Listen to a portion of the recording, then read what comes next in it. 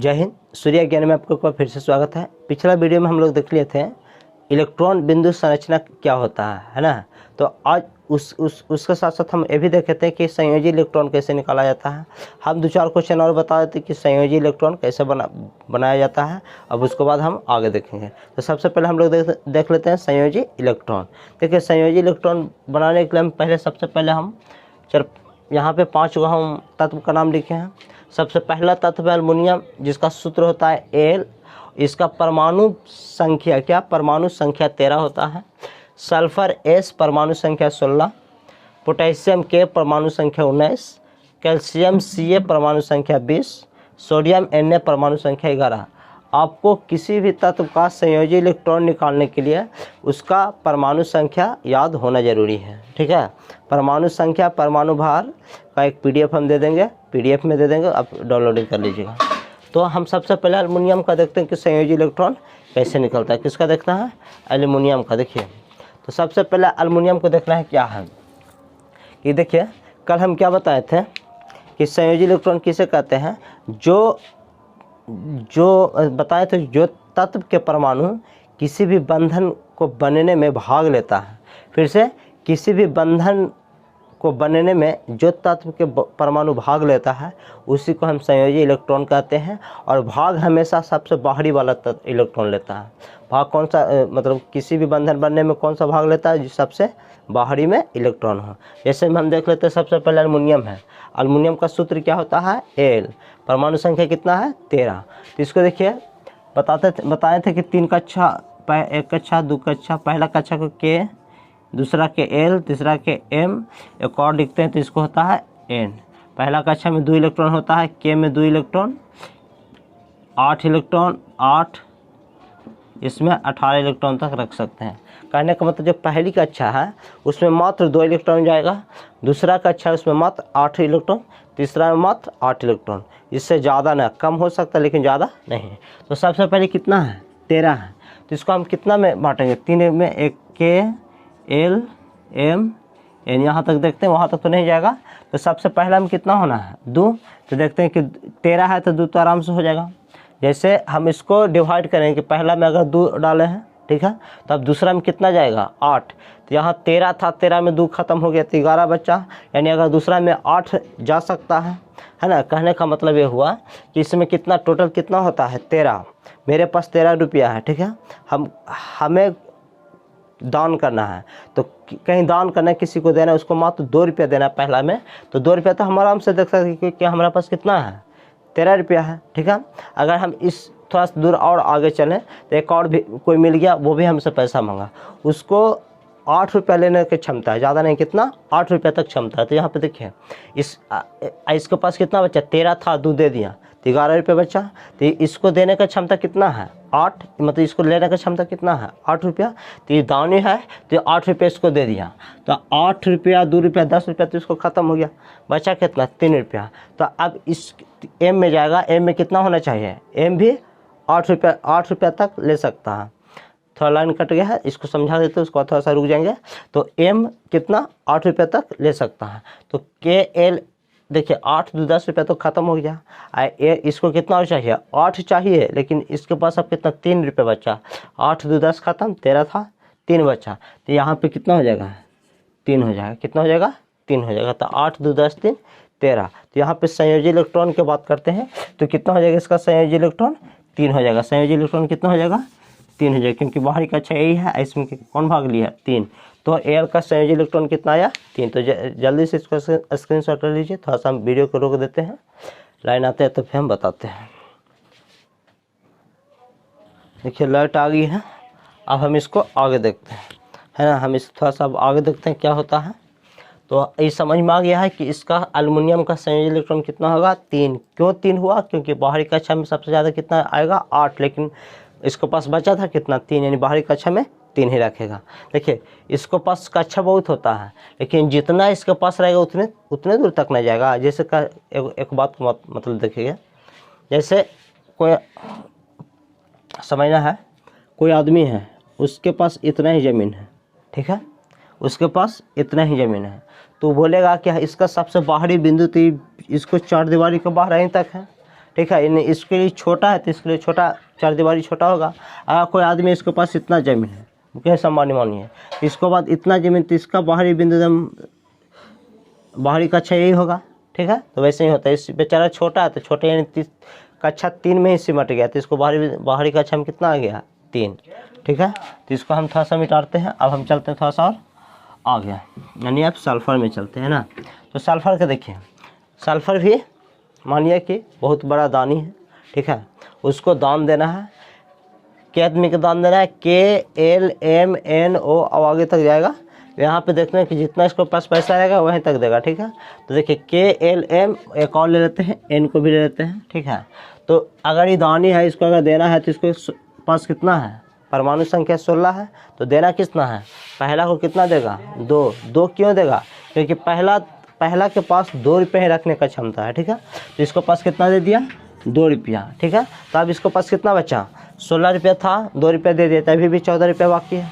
फिर कुछ दूर आगे गया, तब आया L के पास, L कितना रखने की क्षमता है L के पास 8 रुपया, तो अभी इसके पास 14 रुपया है, यानी 8 रुपये इसको दे सकता है। यहाँ पे 8 रुपया दे दिया, तो 8 2 10 रुपया हो गया, 8 2 10 रुपया हो गया। अभी भी इसके पास कितना बचा है 6 रुपया, तब किसके पास जाएगा M के पास जाएगा, किसके पास M के पास जाएगा। तो अब M के पास गया तो ये भी कितना ले सकता है, पहला दूसरा तीसरा भी 8 रुपया ले सकता है, लेकिन इसके पास अब कितना बचा 6 रुपया, तो इसका सही कितना आ गया 6। तो थोड़ा सा ध्यान देना है, इसका संयोजी इलेक्ट्रॉन कितना आएगा 6 आएगा, संयोजी इलेक्ट्रॉन सल्फर का संयोजी इलेक्ट्रॉन 6 आएगा, ठीक है। तो ऐसा ही हम लोग देखेंगे, ये सब आप लोग 3 को बना लीजिएगा। अब हम लोग थोड़ा सा आगे चलते हैं, ठीक है। जल्दी से स्क्रीनशॉट लीजिए।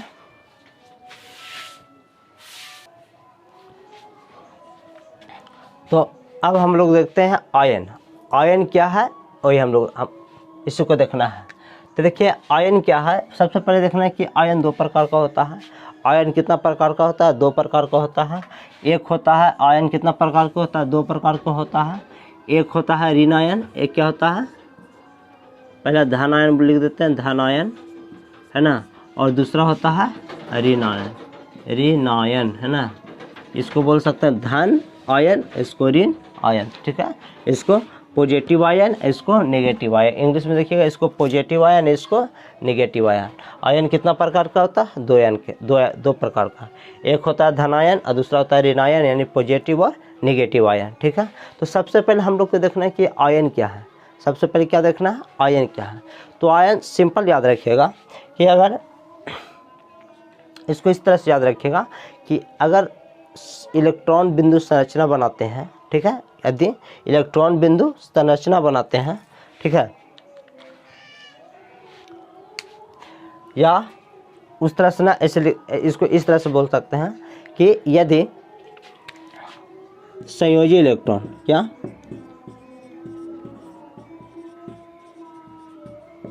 संयोजी इलेक्ट्रॉन कैसे होता था, कभी पॉजिटिव में चला जाए, जो 4 से कम रहे पॉजिटिव में, अगर किसी से ले रहा है तो निगेटिव में, है ना। तो संयोजी इलेक्ट्रॉन पॉजिटिव और नेगेटिव जब हो उसे आयन कहते हैं, सीधा याद रखिएगा। जब संयोजी इलेक्ट्रॉन या तो पॉजिटिव में आए या तो नेगेटिव में आए, तो उसी को लिखने क्या कहलाता है, आयन कहलाता है, ठीक है। क्या कहलाता है, आयन। अगर आयन को लिखा कैसे जाता है, तो अगर पॉजिटिव हो, प्लस में हो, तो प्लस ऊपर लिख देते हैं, तत्व के नाम की लगा प्लस लिख देते हैं, 2 रहेगा तो 2 प्लस, 3 रहेगा तो 3 प्लस। अगर निगेटिव में है तो माइनस लिख देते हैं, ठीक है। प्लस में यानी धन आयन और नेगेटिव है तो ऋण आयन, ठीक है। तो सबसे पहले हम लोग देखेंगे कि धन आयन क्या है, इसके बाद क्या देखेंगे हम लोग, धन आयन क्या है। देखिए हम लोग आयन देख लें, आयन क्या है ना, उसके बाद धन आयन क्या है वो देख लेते हैं। तो हम लोग क्या देख रहे हैं, धन आयन क्या है। तो देखते हैं कि धन आयन क्या है। तो धन आयन का परिभाषा क्या होता है कि जब किसी तत्व का संयोजी इलेक्ट्रॉन एक या एक से अधिक हो, एक या एक से अधिक हो, या इसको ऐसे कह सकते हैं कि जब किसी परमाणु का संयोजी इलेक्ट्रॉन, जब किसी परमाणु का संयोजी इलेक्ट्रॉन किसी को दे रहा है, क्या किसी को दे रहा है, ले नहीं रहा है, किसी को दे रहा है, तो वहाँ पे जो चार्ज लगता है, वहाँ पे जो चार्ज लग रहा है वो क्या होता है, धनाविष्ट यानी धन आयन होता है, ठीक है। तो इसको हम लिख सकते हैं क्या कि जब संयोजी इलेक्ट्रॉन एक या एक से अधिक दान कर रहा है तो उस पर एक चार्ज लग जाता है जिसको हम धन आयन कहते हैं। इसका ऋण आयन क्या हो जाएगा कि जब संयोजी इलेक्ट्रॉन एक से अधिक आयन को ग्रहण करता है, अपने आप ग्रहण करता है मतलब ले रहा है, तो वहाँ पे जो आवेश बनता है वो क्या होता है, वहाँ पे जो आयन बनता है वो क्या होता है, ऋण आयन। तो धन आयन क्या है, ऋण आयन क्या है, समझ में आ गया है। धन आयन फिर से बता रहे हैं, या इसको सीधा लिखिएगा, यदि किसी को कुछ दे रहा है, ठीक है, यदि इलेक्ट्रॉन दे रहा है तो वहाँ पे जो आयन बनता है वो क्या बनता है, धन आयन। अगर किसी से ले रहा है तो वहाँ पे क्या आयन बनता है, ऋण आयन। जैसे में एग्जांपल हम देख लेते हैं, एक एग्जांपल देख लेते हैं धन आयन का, एक पहले देख लेते हैं। जैसे Na देखिए, Na सोडियम 2 Na11 होता है, Na कितना होता है, 11 होता है, 2 8 8 2 10 1। यहाँ पे एक क्या हो रहा है, देखिए 8 2 10 तो हो गया। इस मतलब तीसरा कक्षा में हमको कितना चाहिए, 3 इलेक्ट्रॉन चाहिए। कितना चाहिए, 3 इलेक्ट्रॉन, सॉरी तीसरा कक्षा में हमको 8 इलेक्ट्रॉन चाहिए। यहाँ पे पूरा कितना, एक पूरा, कितना पूरा, एक पूरा। तो इसको चाहिए और कितना, 7। तो देखिए किसी से 7 मांगना, इसके पास 1 है, इसके पास 7 है, तो 7 को देना नहीं चाहेगा, ठीक है। लेकिन ये क्या कर सकता है कि एक अगर 7 वाला को दे देगा ये पूरा हो जाएगा। लेकिन जैसे आप ही मान लीजिए, अगर किसी से आप पैसा उधार मांग रहे हैं, ठीक है, तो आपके दोस्त के पास 10 रुपया है, आपके पास 2 रुपया है, ठीक है, दोनों का पुराना है 12 रुपया, दोनों का कितना पुराना है, 12 रुपया। आपके पास 2 रुपया है, आपके दोस्त के पास 10 रुपया है, तो आप 2 रुपया दोस्त को देना पसंद करेंगे कि दोस्त आपको 10 रुपया देना पसंद करेगा, आप देना पसंद करेंगे कि आपके पास 2 ही रुपया है। कोई ज़्यादा पैसा क्यों देगा, ज़्यादा पैसा 10 रुपया आपको क्यों देगा। इसी तरह से इसमें है, यहाँ पे 8 2 10 तो हो गया है, यहाँ पे कितना चाहिए, 7 चाहिए, 7 कोई नहीं देगा, तो यहाँ पे ये अपने दे देता है, मतलब दान कर देता है। तो यहाँ पे जो दे रहा है, एक दे रहा है, तो एक आयन क्या हो जाएगा, पॉजिटिव हो जाएगा। इसको क्या लिख देंगे कि Na पॉजिटिव आयन, एक पॉजिटिव आयन, क्या, एक पॉजिटिव आयन, ठीक है, एक धन आयन, ठीक है। अगर ऋण आयन के एग्जांपल देख लेते हैं, ऋण आयन के का एग्जांपल देख लेते हैं सिर्फ, चलिए हम देख लेते हैं ऋण आयन का एग्जांपल। चलिए Cl का देख लेते हैं। Cl 17 होता है, Cl कितना होता है, 17, क्लोरीन 17 होता है ना। तो 2 8 8 2 10, इसको है 17 तो 10 तो पूरा हो गया। यहाँ पे कितना, 7, तो अभी बता रहे थे, यहाँ पे 1 था तो ये दे दिया, ठीक है। यहाँ पे इसको पास 7 है तो कोई के देगा नहीं, क्या करेगा कि अपने पास रखने की कोशिश करेगा, किसी से एक लेना पसंद करेगा, ठीक है। तो यहाँ पे एक मांग लेगा, एक किससे, किसी से जो इसके साथ हो यौगिक को उससे मांग लेगा। तो एक किससे मांगा, तो एक यानी इसको क्या, Cl क्या, एक निगेटिव आयन, एक मांगा है तो एक निगेटिव आयन, 2 मांगता तो 2 निगेटिव आयन, ठीक है।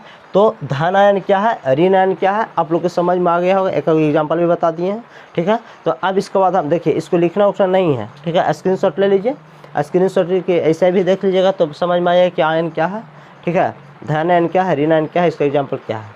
इसको लिखना उठना की जरूरत कोई ज़रूरत नहीं है, हम PDF डाल देते हैं तो PDF आप लोग देख लीजिएगा, ठीक है। तो ये हो गया है। अब हम लोग देखेंगे धन आयन हो गया है, ऋण आयन हो गया। अब हम लोग देखेंगे धन आयन की विशेषता। तो अब हम लोग देखेंगे धन आयन का विशेषता, क्या देखना है, धन आयन का विशेषता। तो सबसे पहले देखना है कि क्या बोल रहा है, धन आयन, धन मतलब पॉजिटिव, तो इस पे लिख सकते हैं सबसे पहला कि धन आयन पे पॉजिटिव चार्ज होता है, मतलब इसका क्या होता है, प्लस में होता है। इसका इसका आवेश क्या होता है, धन आवेश, मतलब पॉजिटिव आवेश होता है। तो सबसे पहला विशेषता क्या है कि धन आयन का पॉजिटिव, धन आयन का आवेश कैसा होता है, पॉजिटिव यानी प्लस वाला आयन होता है, ठीक है। सबसे पहले हो गया है। उसके बाद हम लोग देखेंगे कि देखना है क्या कि धन आयन, क्या देखिएगा कि धन आयन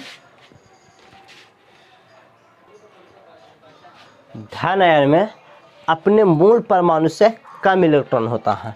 धन आयन में अपने मूल परमाणु से कम इलेक्ट्रॉन होता है। क्या होता है, कम इलेक्ट्रॉन। इधर हम लिख देते हैं ऋण आयन, क्या लिख देते हैं, ऋण आयन, है ना। ऋण आयन का विशेषता, दोनों विशेषता एक साथ चलते हैं, ठीक है। तो सबसे पहले यहाँ पे देखे थे कि यहाँ इस पे पॉजिटिव चार्ज होता है, लेकिन इस पे क्या होता है, इस पे नेगेटिव चार्ज होता है। इस पे क्या होता है, नेगेटिव होता है, ऋण आवेश होता है, ठीक है। इस पे धन आवेश होता है, इस पे ऋण आवेश होता है। इसमें क्या होता है कि इसका मूल परमाणु, देखिए धन आयन इसके मूल परमाणु से कम होता है।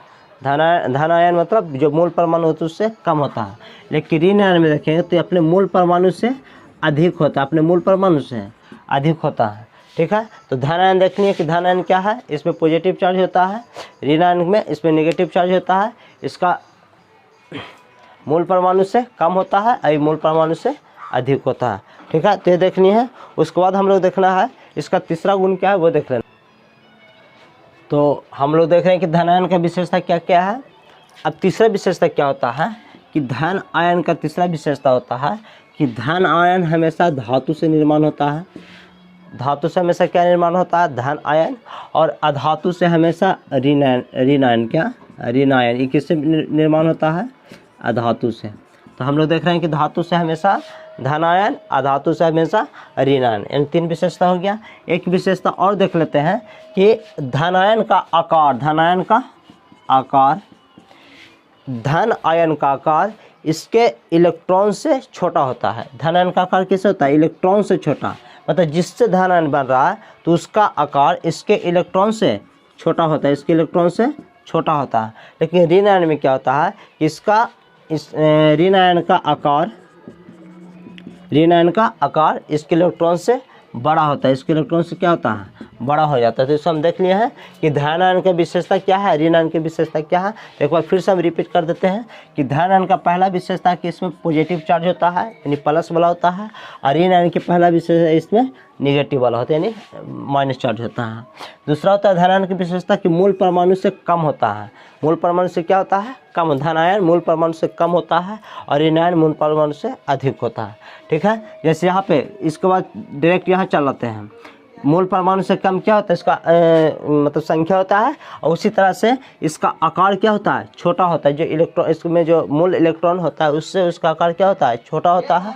इसमें जैसे अधिक हो रहा था मूल परमाणु से इसकी संख्या अधिक हो रहा था, उसी तरह से इसका आकार भी क्या होता है, बड़ा हो रहा था। ठीक है, उसके बाद ये धातु से बनता है, ये क्या बनता है, अधातु से बनता है। तो हम लोग ऋण आयन और धन आयन की विशेषता भी देखनी है।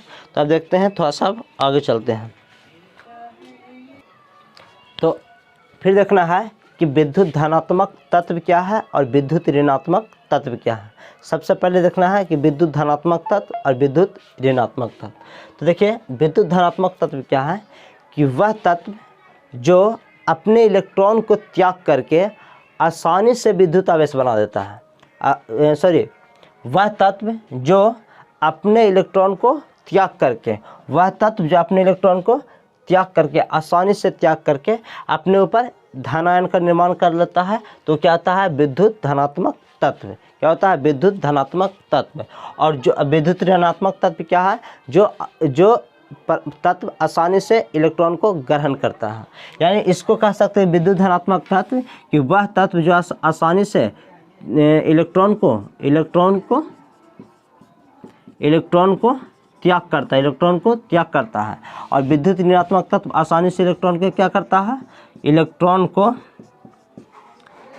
ग्रहण कर लेता है, इलेक्ट्रॉन के क्या कर लेता है, ग्रहण कर लेता है। तो वह तत्व जो आसानी से इलेक्ट्रॉन को त्याग करता है और त्याग करके अपने ऊपर धन आयन का निर्माण करता है, अपने क्या करता है, धन आयन का निर्माण कर लेता है, धन आयन का निर्माण करता है, उसे कहते हैं विद्युत धनात्मक तत्व। और जो इलेक्ट्रॉन को ग्रहण करके अपने ऊपर ऋण आयन का निर्माण करता है, किसका निर्माण कर देता है, ऋण आयन का निर्माण कर लेता है, तो ये होता है विद्युत ऋणात्मक तत्व। तो जल्दी से इसको भी स्क्रीनशॉट ले लीजिए। अब थोड़ा सा और आगे चलते हैं, बंधन में चलते हैं। इतना हो गया है।